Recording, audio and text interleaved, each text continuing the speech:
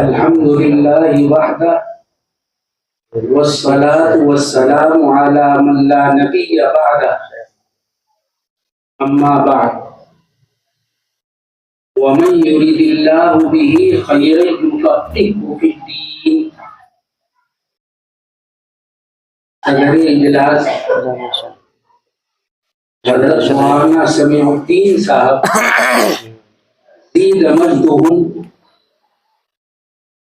محترم بزرگوں اور بزرگ بھائیوں، صدر اجلاس نے مجھے 2 منٹ دیے ہیں. 2 منٹ میں مختصر سی بات ہی ہو سکتی ہے، مفصل بات کرنا ناممکن ہے. میں بھی مختصر سی ہی بات کروں گا، زیادہ مفصل بات کرنے کا موقع بھی نہیں ہے اور اجازت بھی نہیں ہے. صرف 3 باتیں آپ حضرات کے سامنے عرض کرتے ہیں. نمبر 1، اللہ سبحانہ و تعالی فرما رہے ہیں، بے شمار احادیث میں بھی یہ مضمون آیا ہے، جب اللہ سبحانہ و تعالی کسی کے ساتھ بھلائی کا معاملہ کرنا چاہتے ہیں، کسی کو بھلائی عطا کرنا چاہتے ہیں، تو اس کو دین کی سمجھ اور دین کا فہم عطا فرما دیتے ہیں. جن حضرات نے افتاء کا کورس کیا ہے وہ یہ نہ سمجھیں کہ 1 سال پڑھنے کے بعد ہمیں دین کا فہم مل گیا ہے، دین کی سمجھ مل گئی ہے. دین کا فہم اور دین کی سمجھ حاصل کرنے کے لیے اپنے اساتذہ کرام کی سرپرستی میں کم سے کم 15 سال تک افتاء سے تعلق رکھنے والی کتابوں کا مطالعہ کرنا پڑے گا، تب جا کر اللہ تعالی دین کا فہم عطا کرنا شروع کریں گے. اس لیے یہ نہ سمجھیں کہ 1 سال میں آپ مفتی بن گئے ہیں، اللہ تعالیٰ نے آپ کو دین کا فہم عطا فرما دیا ہے. نہیں، آپ حضرات کو اس سال حضرت مولانا سمیع الدین صاحب نے یہ بتلایا ہے کہ فقہ کی کتابوں کا مطالعہ کس طرح کرنا چاہیے، ان کتابوں کے مطالعے کے آداب کیا ہونے چاہیے، ان مطالعے کے اندر سے استنتاج کا طریقہ کیا ہونا چاہیے. یہ طریقے آپ لوگوں کو سکھائے ہیں. اب اس طریقے کو آپ حضرت مولانا سمیع الدین صاحب کی سرپرستی میں یا دیگر مفتیان کرام کی سرپرستی میں 14-15 سال تک مستقل کام کرتے رہیں گے، تب جا کر اللہ تعالی دین کی سمجھ عطا کرنا شروع کرے گا.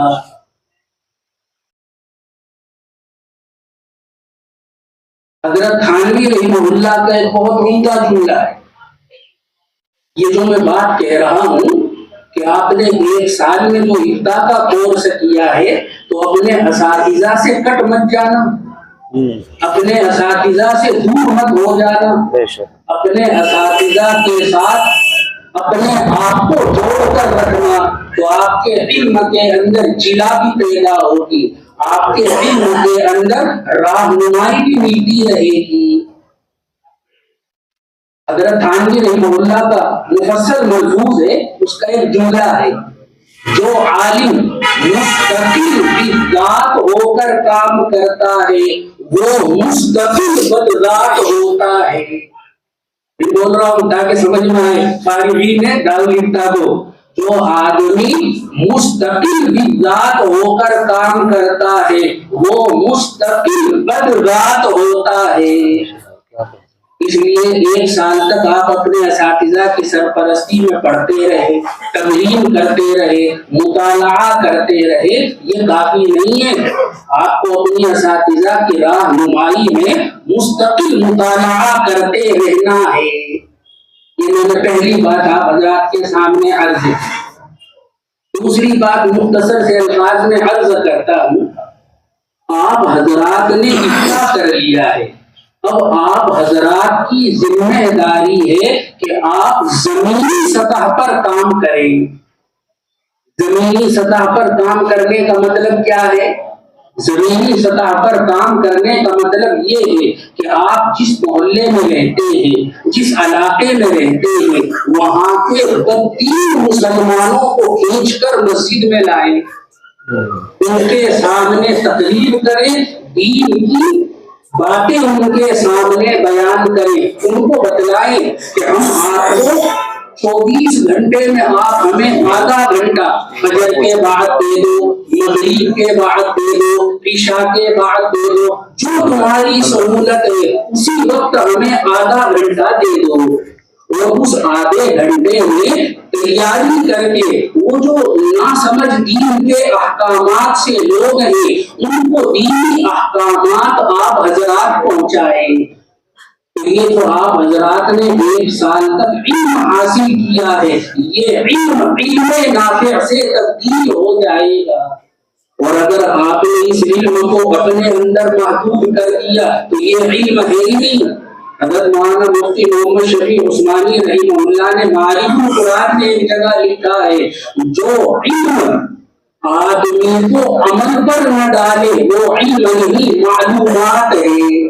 ہمیں دنیا بھر کی معلومات ہوتی ہے، اسی طرح فقہ کے مسائل کی بھی معلومات ہوگی، اس کو علم نافع بنانے کے لیے ہمیں سب سے پہلے اس پر عمل کرنا پڑے گا، اور جو دوسرے حضرات ہیں جو ان مسائل سے واقفیت نہیں رکھتے ہیں ان کو نماز کے ہلکے پھلکے مسائل، وضو کے ہلکے پھلکے مسائل، غسل کے ہلکے پھلکے مسائل بتدریج کام کرتے ہوئے ان کے سامنے ان کے ضرورت کے بقدر مسائل انہیں سکھا دیا جانا چاہیے۔ یہ ہماری ذمہ داری ہے۔ ہمارے پڑھنے کا فائدہ جبھی ہوگا جب ہم اپنے علم کو دوسروں تک پہنچائیں گے۔ آپ حضرات میں کچھ حضرات جو طالبین ہیں وہ امام بھی ہیں، وہ امام اس پر عمل کریں، اور جو حضرات پیسے خالی ہونے والے ہیں جو کسی مدرسے میں پڑھانے